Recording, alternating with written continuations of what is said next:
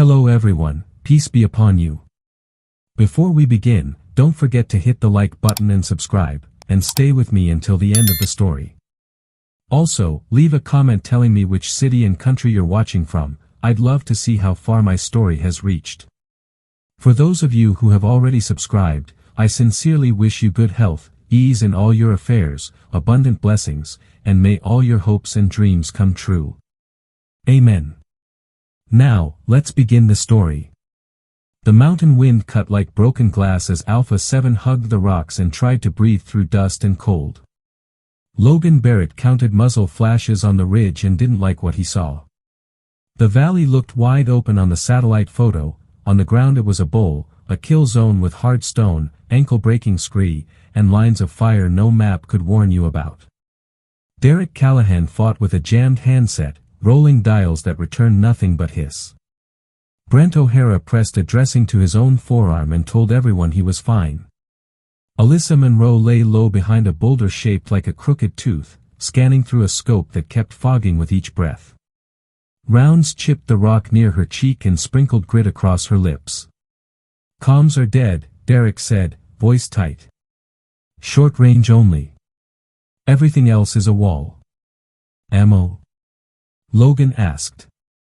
"2 mags each if we're lucky," Brent answered. "One for Alyssa." "Make them count," Logan said, steady like a metronome. He'd been in enough bad places to recognize this one by the smell: burned powder, cold dirt, and something metallic behind the tongue that wasn't blood yet. The next burst came from high right.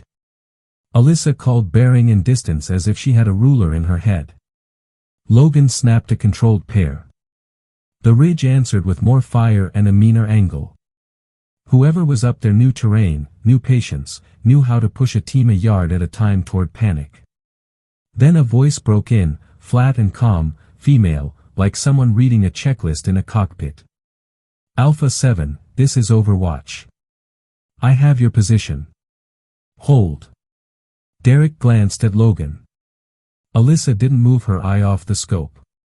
Brent let out a small breath he didn't realize he was holding. "Overwatch, identify," Logan said. "Northeast ridge, 1,800 meters, the voice replied. "Thermal and clean sight lines. Hostiles at 315 behind the split boulder. Second element creeping low at 270, using the dead pine. When I say move, you move." "Copy," Logan said, and let the strange comfort of competence take the edge off his heartbeat. A single crack rolled across the valley. Alyssa's scope lost a muzzle flash. The ridge stuttered. "Monroe, bound 20 to the horseshoe rock," the voice said. "Barrett, cover on my mark." "Mark." Alyssa sprinted, slid, slammed into cover as tracers burned the fog. Brent and Logan sent short, disciplined fire. Another distant crack, another hostile quiet. They repeated in bursts: move, cover, breathe, move again. It felt like choreography none of them had rehearsed but somehow knew. With every bound the angles got a fraction better. With every shot from the invisible guardian, the ridge got a fraction quieter. Logan tried to picture the person behind the voice.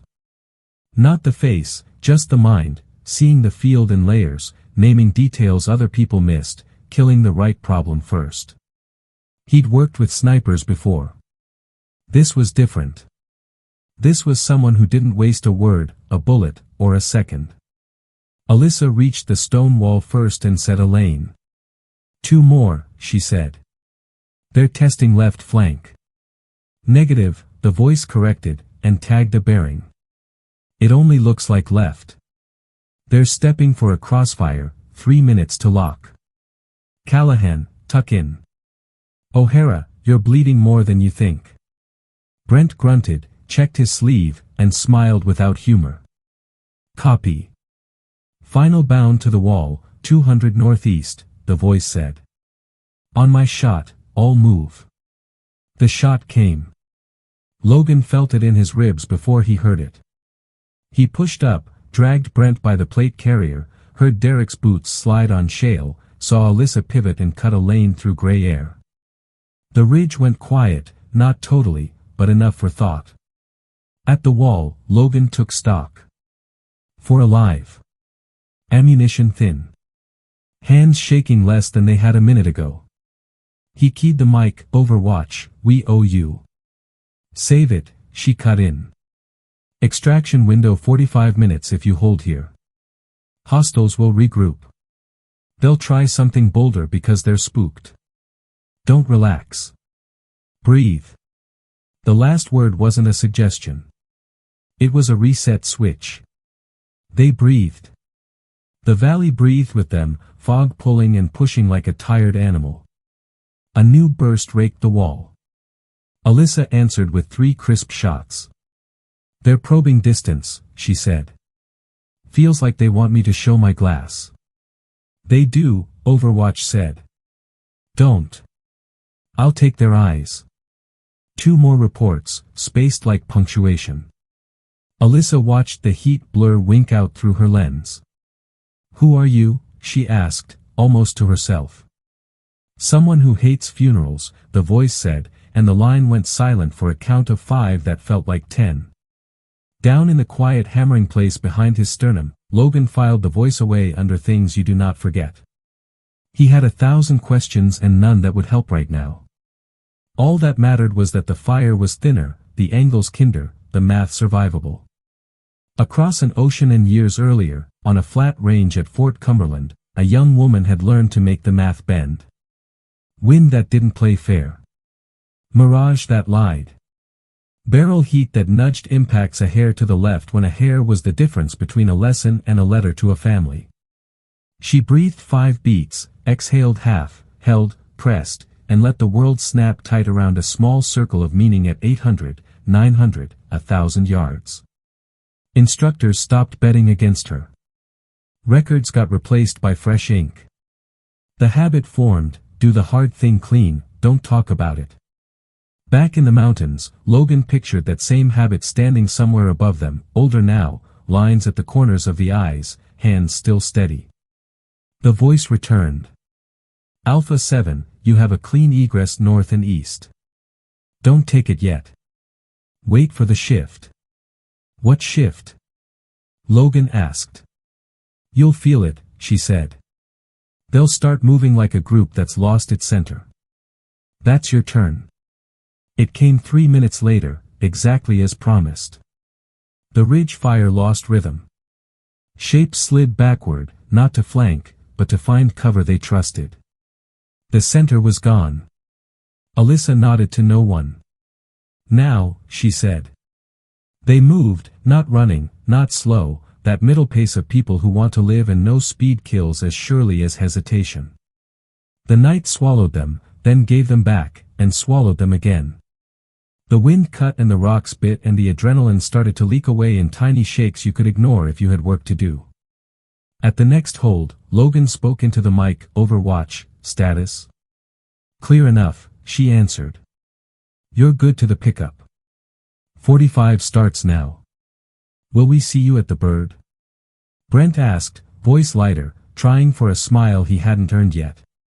Ghosts don't do parties, she said, and the channel clicked dead. They looked at each other, didn't say the word ghost, didn't say the rest either. They set sectors and checked mags and counted seconds by breath. Somewhere above, the person who had kept them alive packed quiet metal and glass into a bag and watched heat signatures fade into stone. Somewhere ahead, a helicopter would beat cold air into something like salvation. For now, they did the job, stay small, stay smart, stay here until here became there. Logan fixed a loose strap on his plate carrier and let his shoulders settle against the rock. The worst thing was hope. It made the valley feel bigger and the night feel thinner and the noise inside your head get loud with pictures of home. He pushed that aside the way you push a door that sticks. There would be time later to think about the voice and the impossible shots and the way the math had, once again, bent for a stranger. For now, it was simple. Breathe. Count. Watch. Live long enough to ask questions tomorrow. That was the deal Logan made with himself as rotor noise bled into the valley and the cold pressed closer to bone. The Bird crept in low, lights dark, a black silhouette against a darker sky. Alyssa called clear lanes, Derek tossed a strobe at the last second, Brent winced and said he was fine again. They moved as one, hunched and fast, boots scraping shale. The crew chief's arm carved a circle and the skids kissed rock. They piled in, belts, rifles, breath fogging in the cabin. The helicopter lifted, wobble, correct, then climbed into the soup. Nobody spoke for a minute. Brent finally broke it with a rough laugh that wasn't humor. I'm buying the first round when we hit base. Put it on Overwatch's tab, Derek said, then glanced at Logan. If that was even real. It was real, Alyssa said, flat. She kept her rifle across her knees, thumb rubbing a scuff on the stock like a worry stone. I watched her take eyes off us through thermal like she was plucking threads. Logan let the engine noise wash over the words. He replayed the last 10 minutes frame by frame, the voice, the bearings, the timing that felt impossible until it wasn't. He filed it away because it mattered and also because they weren't done. Questions later. Fort Drayton came up as a cold grid of lights on the far edge of the desert. The bird slid onto a pad painted with a number that meant nothing to anyone who didn't live out here. As they trotted into the hangar, security badges snapped, doors opened, fluorescent hum replaced rotor thump. A duty officer sent them straight to debrief with a tone that hurried and didn't look them in the eye. Inside a windowless room, a recorder blinked red. A major with a clipboard asked about bearings, ammunition counts, names they didn't have. Logan answered like he always did, precise, clean, no drama, no guessing. When he mentioned Overwatch, the major wrote less, then changed the subject. When Alyssa brought up jamming that felt deliberate, the major asked about weather. When Brent said he'd seen one of the shooters pivot like someone who'd done this professionally, the major asked about stress and perception. Any reason our calls didn't reach higher? Logan asked. Storm-bounced signals, the major said without blinking. It wasn't a storm problem, Derek said. It was a wall. That's gear, not clouds. We'll review, the major said, voice already done. Your wheels up in 24. The room got quieter after that. Logan signed what he had to sign and left with a bad taste that wasn't the dust. Alyssa caught up in the hall. Sir, you know that wasn't weather. I know, he said. We verify another way. Back channel. Back channel. They ducked into comms where Derek had favors and habits. He pulled a secured handset that belonged to yesterday and called a number that belonged to no one on paper. Minutes later, they had a yes from a flag officer whose name wouldn't appear in any log tonight. The mission push looked wrong at multiple levels. Orders were real in the system but mismatched in the shadow copy. Someone had written two versions of their future. Someone wants us back out there before we can think, Alyssa said. Or before we can talk, Brent added. Logan didn't nod, didn't frown, just held the line calm. We go gray, he said. We check our own kit. We sleep in shifts. We keep this circle tight. Across the base, in a room that didn't exist on the map, a woman packed a rifle into a case already lined for it. Natalie Vaughn checked wind charts she didn't need and closed them anyway. The edge of her shoulder ached where old work had left a mark. She'd watched the bird lift with Alpha 7 inside and waited to feel the small relief that used to come when people survived. It didn't come. The shape moving on the far ridge before she broke down her hide had walked too clean, paused in the wrong places, scanned with the right rhythm. That gait lived in her spine. Colton Shaw was supposed to be dead twice over, but ghosts had never respected paperwork. Her sat phone vibrated once, a code Ethan Blake had used for years, safe, not safe, need to talk. She answered without hello. You saw him, Ethan said. I felt him, she said. Do we have traffic? Enough to hate. Intercepts show Black Horizon moving assets east of the line, not locals. Mission metadata for Alpha 7 was seeded from a node that pretends to be Drayton. It isn't. They wanted you on that valley. Natalie wiped grit from the latch of the case. They got me. Now what? Now we move the other way, Ethan said. I push a quiet package to Whitmore. You pull pressure off the team. And you don't chase him tonight. She almost laughed. I never chase at night. I wait. On the base perimeter road, Logan walked the line with Alyssa because walking thought better than sitting did. A convoy rumbled past toward a strip that rarely hosted planes after midnight. Alyssa watched taillights disappear and said what neither wanted to, if Overwatch wasn't there, we're dead. She was there, Logan said. She might still be. We don't look for her. We look for what made her necessary. Back in the team bay, Brent dumped his med ruck and repacked it by touch. Derek wrote down every frequency hiccup in a notebook that had never failed him. Alyssa cleaned glass and changed batteries with the same care she used on bad memories. Logan stood at the map and built a new one, not of terrain, but of decisions, who had interest, who had reach, who had the coldness to use a four-person team as bait for one shooter. An hour before dawn, a message slipped through a channel they only checked when the hair on the back of the neck said to. 5 lines, clipped, no signature, Alpha 7 compromised. Orders forked. Verify through Whitmore Direct. Do not deploy on Pad 3. The phrasing was bone-dry and rang like a voice they'd just learned.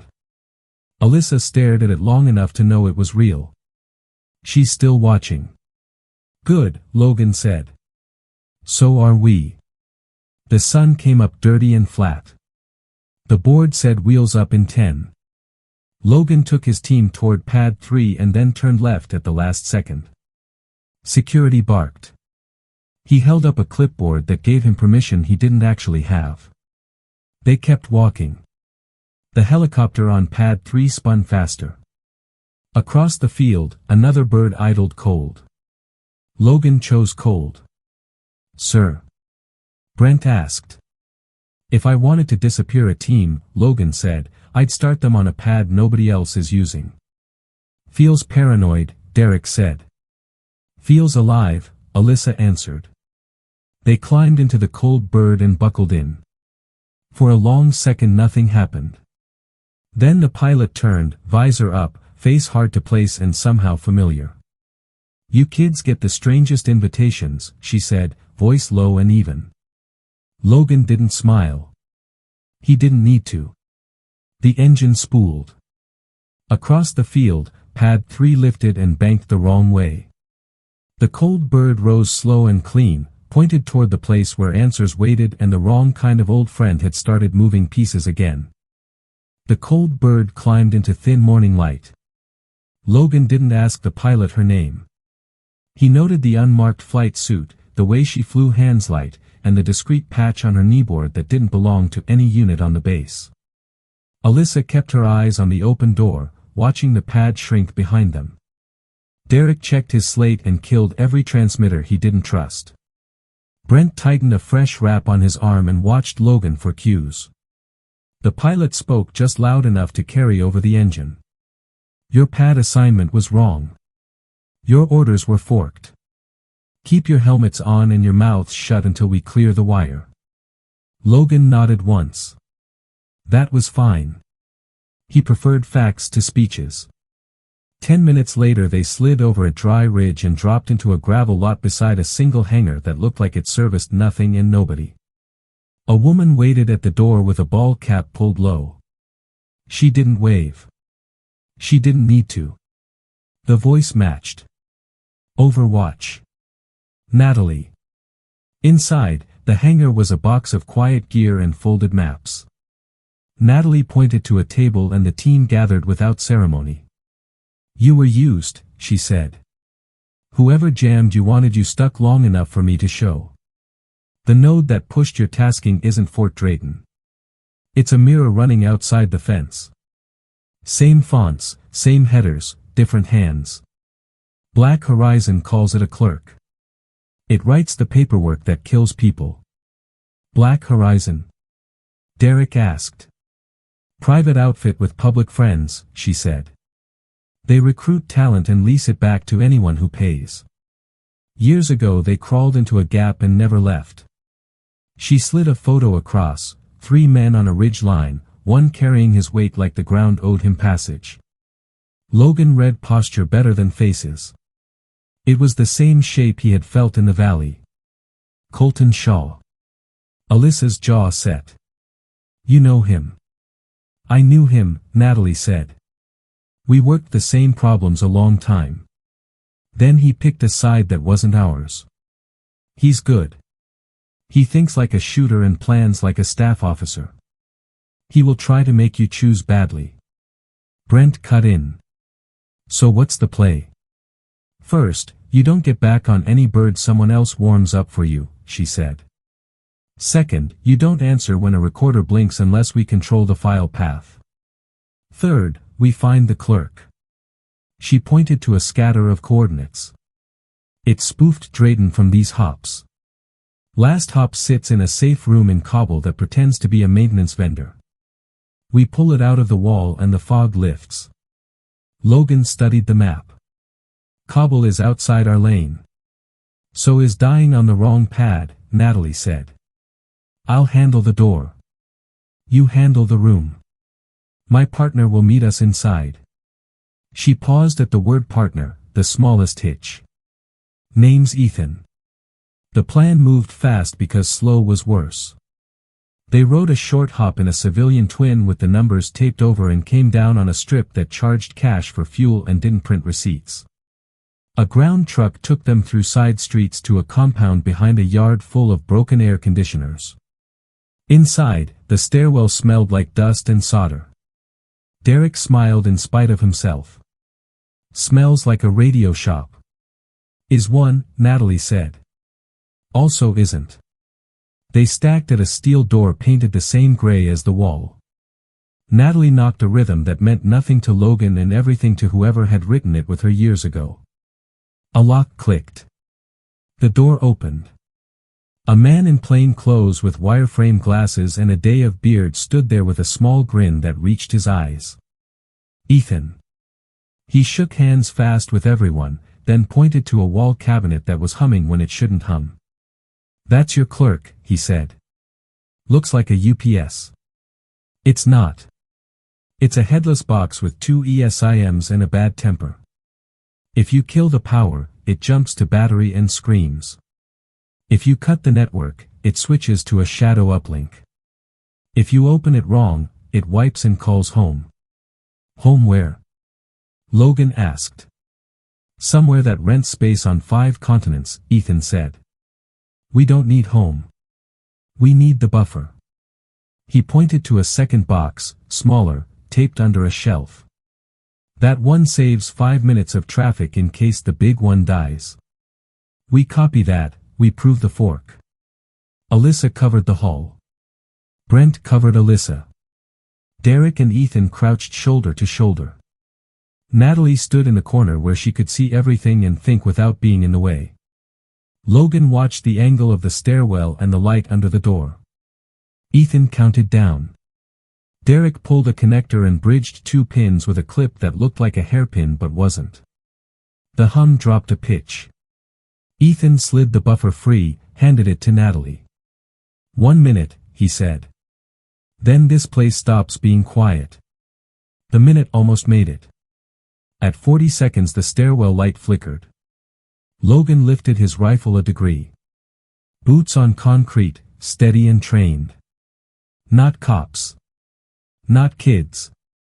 Natalie said one word, move, and the room compressed into action. Alyssa traded places with Brent so the medic didn't have to shoot first. Derek shoved the hairpin into a different port, yanked the main power, stuffed the clerk into a bag that had cables already waiting. The first push on the door was a test. The second was work.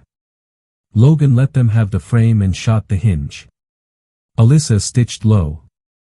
Brent pulled Natalie back by the shoulder as splinters shaved the jam. Ethan slid the buffer into a steel case and handed it to Natalie, then reached under the bench for a light carbine he had no doubt zeroed months ago. Back exit? Logan asked.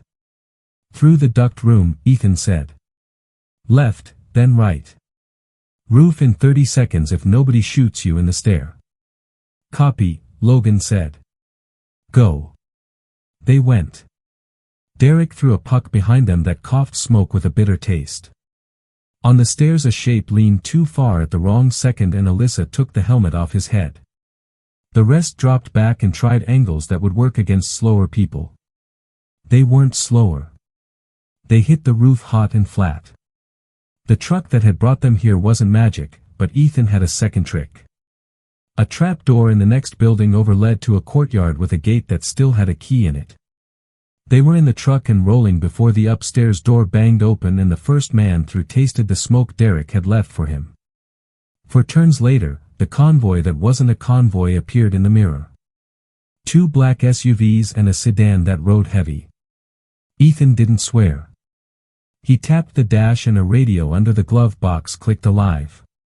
Channel 3, he said. If you see a left, take a right. If you see a clean line, it's a funnel. Don't drive the funnel.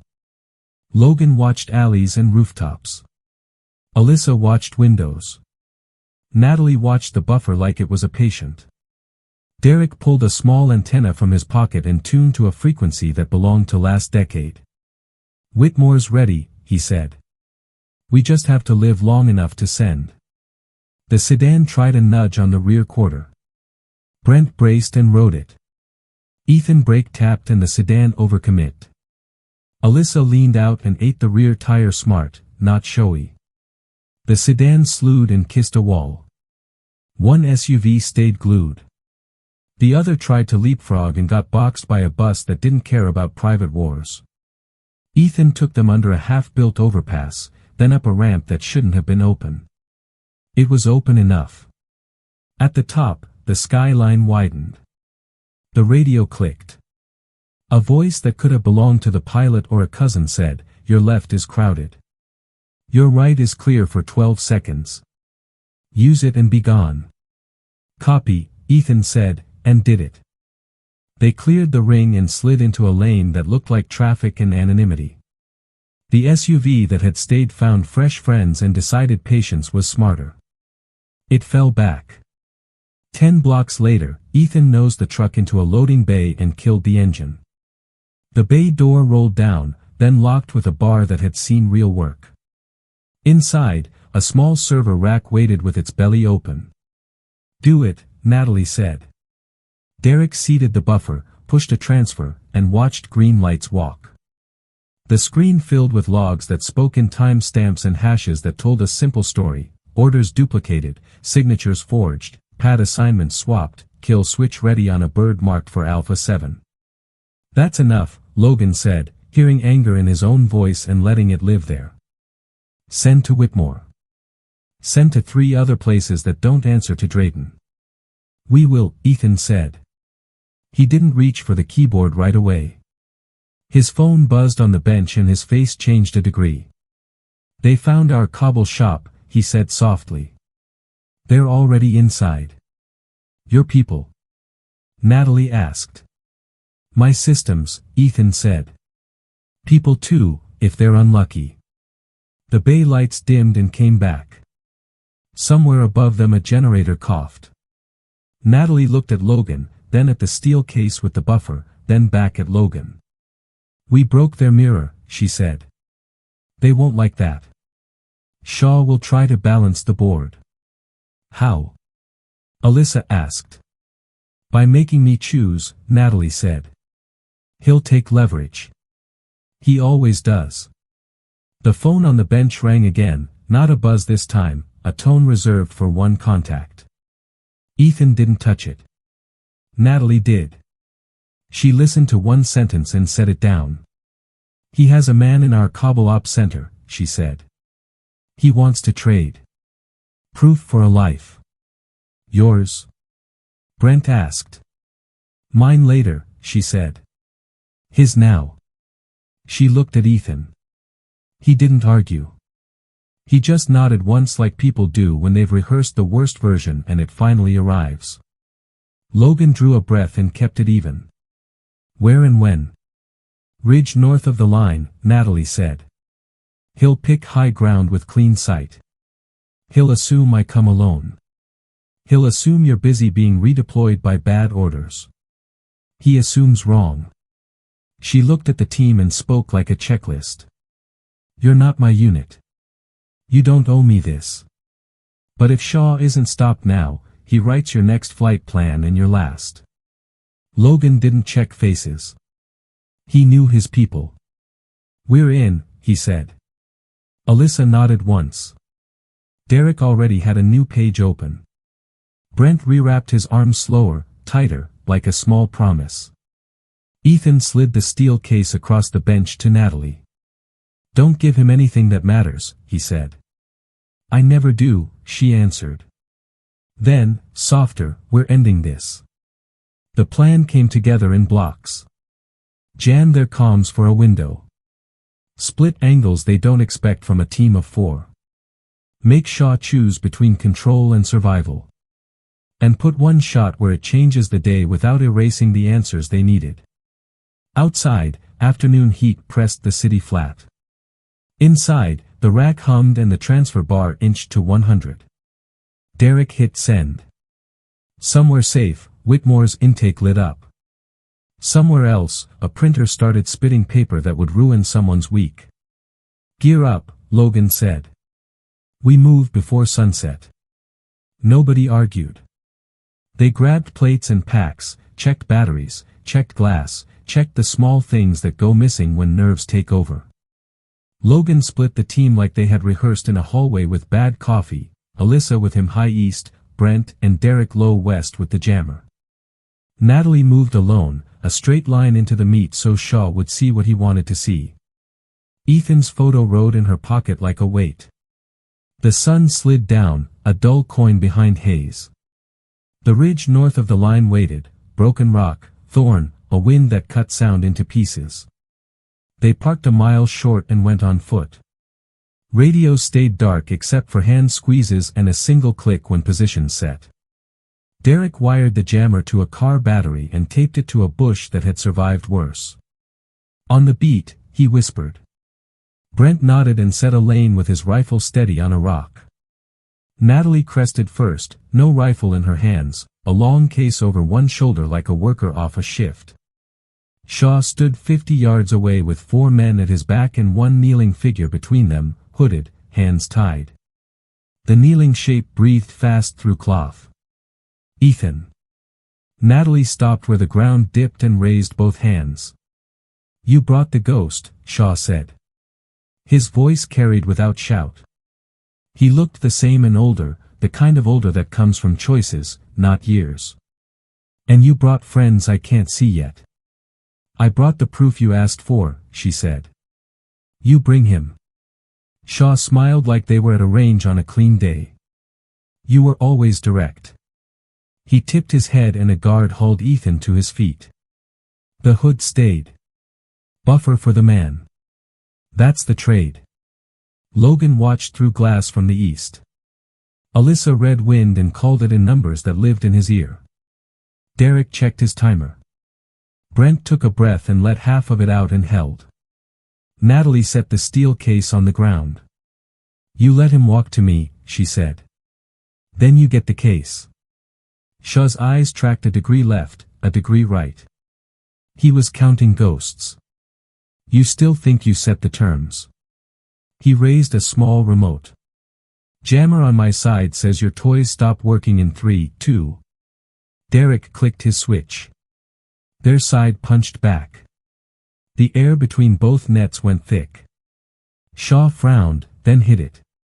Cute, he said. He pocketed the remote and nodded to his men. 2 stepped wide to watch angles. 1 held Ethan. 1 kept a pistol low at his hip. Shaw started forward slow, reading the ground, reading Natalie's hands, reading the way her shoulders didn't lift when the wind gusted. From the east, Alyssa whispered, crosswind 2, steady. He's carrying in his right hand sleeve. Watch the left for the draw. I see it, Logan said. He kept the reticle on the pistol man's forearm. He didn't want to kill. He wanted function gone. Shaw stopped 10 yards short. I missed you, he said, and it almost sounded true. You made the work feel like art. It was never art, she said. It was a job. Then do the job, he said, and flicked 2 fingers. The pistol man raised his gun toward Ethan's knee, not the head. Pain first. Pressure next. Classic Shaw. Natalie's case was empty. The real buffer sat in another pocket on a radio path that still worked because Derek had left it alone. She bent as if to open the case and the valley ticked into the window they had built, 10 seconds when Shaw's men shifted weight, when eyes moved to the hinge, when the wind steadied enough to make math simpler. Now, Logan said. 2 shots cracked near simultaneous. Logan took the pistol clean off the man's hand at the wrist bone. Alyssa broke the second man's optic. Brent's first round threw dirt into the third man's face, his second took the rifle. Derek popped a smoke that crawled low and mean. In the eye sting and the split-second confusion, Ethan stumbled forward and Natalie yanked him behind the dip, ripping the hood free with one hand. Shaw didn't flinch. He stepped left, not back, drawing from his left sleeve like Alyssa had predicted. A small piece of matte metal appeared. He went for Natalie, not Ethan, because leverage lives in the future, not the present. Natalie moved right and down and gave Logan a lane. Edge of the hand, she said, voice calm in a storm. Alyssa's shot took the weapon out of play without taking the hand. Shaw hissed, more anger than pain. He dove behind a rock and came up with a different idea, a dead man's radio that would call friends faster than sirens. Derek's jammer ate the first chirp. Logan watched Shaw realize he was cut from his net. That changed the math. Men like Shaw hold 3 plans at once. He was down to 1. Don't kill him, Natalie said, low, final. Brent crawled to Ethan, checked pupil and pulse and the quick scan a medic can do in 3 seconds. He's good, Brent said. Shocky, but good. Ethan blinked into air and found Natalie's shoulder with his hand like a magnet. You took your time, he tried to joke, and it came out thin. She squeezed his fingers once. Shaw tossed a flash. Alyssa and Logan had shields for their eyes, but Brent swore and Derek ducked blind for a beat. Shaw used it to break right, cutting for a channel in the rocks. Natalie went after him, not fast, not reckless, just sure. Logan slid down his line to keep a lane. Alyssa shadowed high. They caught him at the cut, a V of stone that funneled sound and bad decisions. Shaw turned to shoot low at Natalie's legs. She stepped to the bad foot, took his balance with a shoulder bump that looked like nothing and was everything. The pistol clattered. Logan covered the face. Alyssa covered the hands. Natalie stepped on the weapon and kicked it back without looking. It's over, she said. For you, he said, and smiled again, and Logan hated that he still found charm in a man who wrote death like memos. You dragged the team into this. You taught another generation to break rules. You'll spend the rest of your days arguing with the mirror about whether that saved them or killed them. Put your hands behind your back, she said.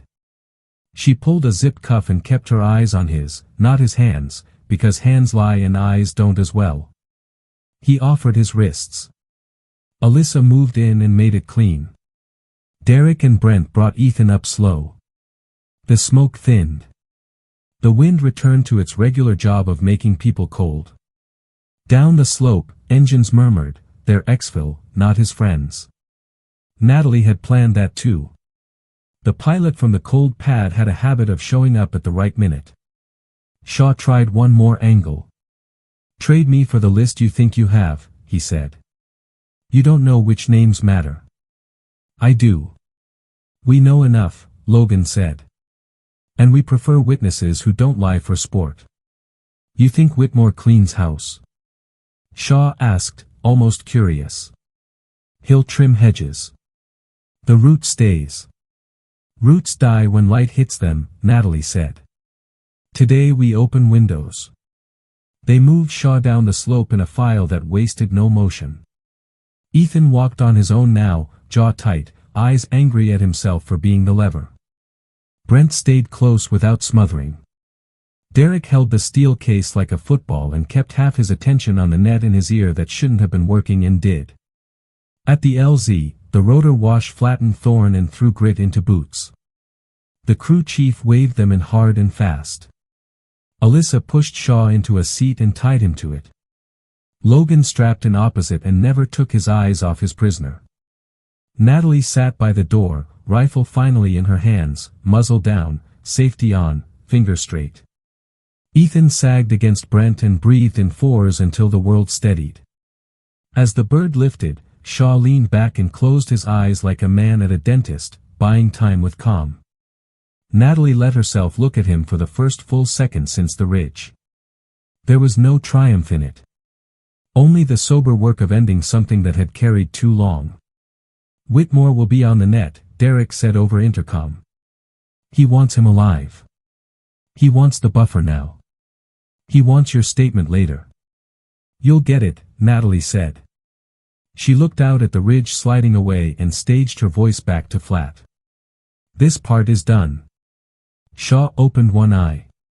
You think the board is balanced? No, she said. I think it finally has rules. The line hung in the cabin as the bird cut south, and the next 48 hours tried their best to prove Natalie wrong. They landed at a field site Whitmore controlled with a short list and a long memory. Shaw went into a box with 2 cameras and no windows. The buffer went in a different box with 3 locks and a red seal Derek signed like a doctor. Logan gave a first-pass statement that was all bones and no meat. Alyssa wrote bearings, distances, and wind like math homework you couldn't fake. Brent slept sitting up for 20 minutes, woke, and started checking Shaw's restraints again because that's what medics do when they can't fix the big thing. Whitmore came up on a hard line and asked for clean sentences. He didn't bother with sympathy. You were baited, he said. You survived. Now we move paper faster than they can move money. He cut the call and put a quiet team on Drayton's mirror. Before noon, the clerk's hops went dark. Before dinner, 3 majors found their badges didn't open doors anymore. After midnight, a colonel with a golf swing and the wrong friends discovered travel orders to a small desk far away. Ethan sat in a chair by the server rack and watched the transfer spit names and signatures into a chain he trusted because he had built parts of it when nobody was paying attention. He didn't talk much, he saved the air for when it mattered. Natalie hovered without hovering, the way she had with nervous spotters years ago. You're good, she asked. I'm angry, he said, and that counted as good in a place where tired got you sloppy. We have enough to break heads, but if we swing too wide, they play martyr. We trim tight. Trim tight, she repeated, and it sounded like a prayer and a plan at once. Logan pulled Alpha 7 into a room with a whiteboard and wrote the simple list: clear our name, lock our lanes, send it up, don't take a victory lap. Nobody argued. Derek built a timeline that showed 2 realities, official orders and the forged track, like 2 rails that had almost made the same train crash. Alyssa added a block on the ridge meet that was more about choices than shots. Brent circled the part where Ethan got grabbed and wrote leverage in small letters that felt heavy. By morning, Shaw had a lawyer whose suit didn't match the boots he wore under it. He asked for deals before charges. Whitmore's people said no and meant it. They wanted a live witness and a full map, not a bargain that bought silence. Shaw tried charm, then boredom, then threats spoken like forecasts. He reached for the old dance with Natalie when they put them in a room with glass and a table. She didn't step. She read him the list of names he had traded for favors and the dates on which those favors had killed people. No drama, no adjectives, just edges.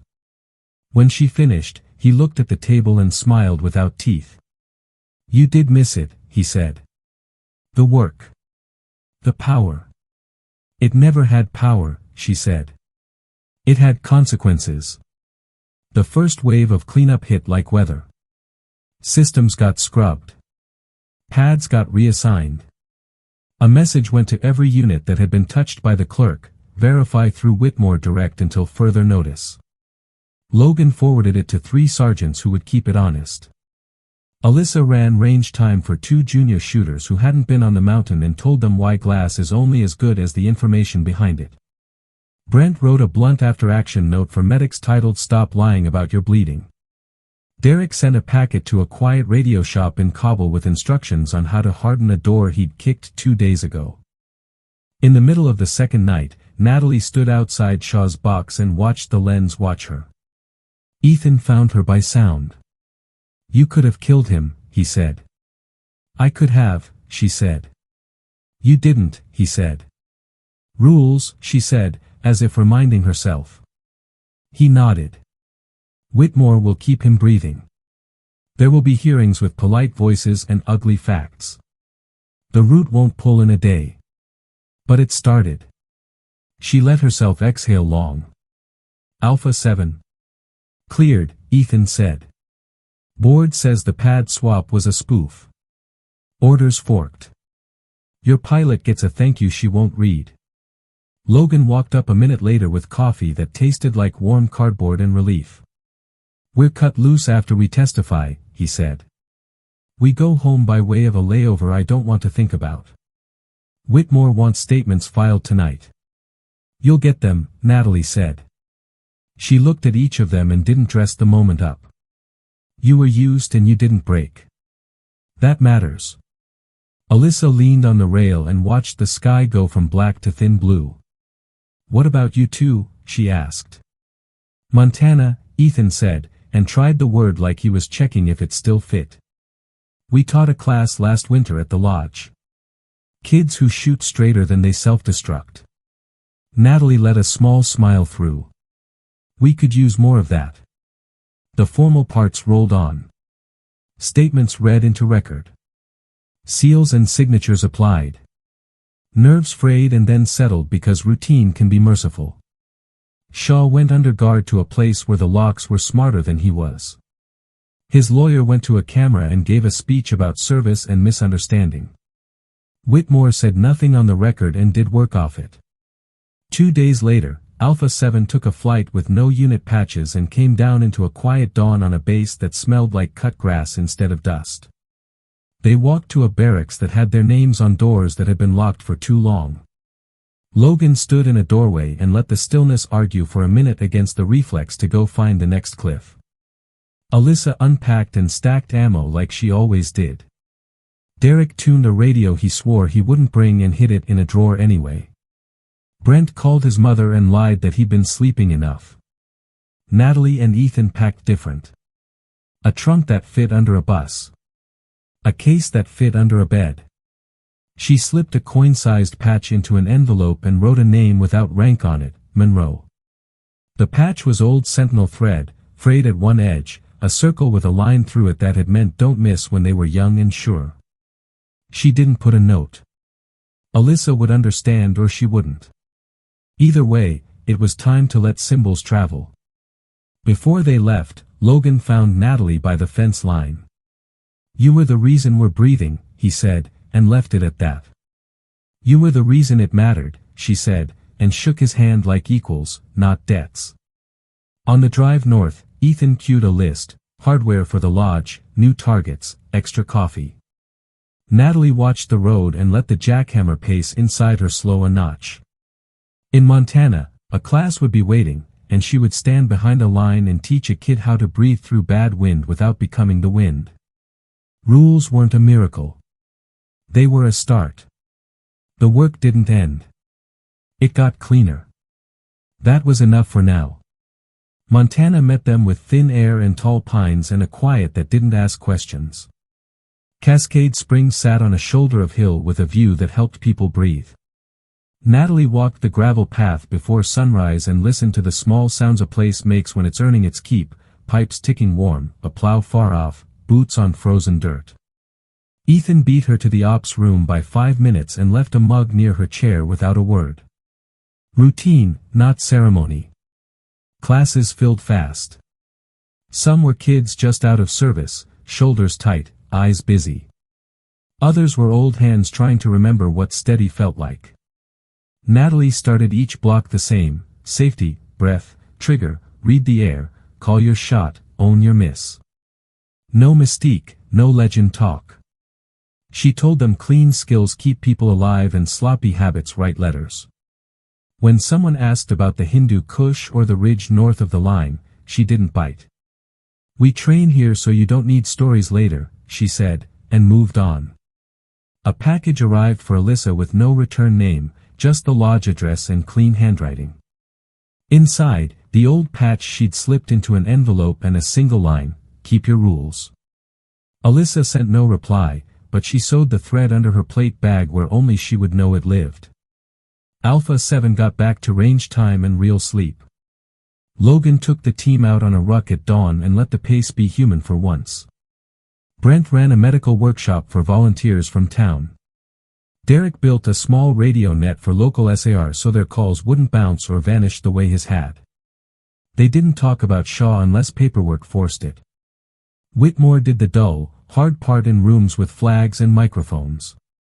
He kept the scope tight and the numbers honest. The hearings hurt the right people, not the loud ones. The clerk died on paper. The mirror nodes turned into evidence with serials and signatures. Several careers ended with emails that used respectful words and meant cold truths. The headlines never said Black Horizon out loud, but the funding dried up and the middlemen stopped answering phones. Shaw's lawyer tried 3 different stories before a judge cut him off and asked for facts. The facts were enough. Sentencing would take time. It always did.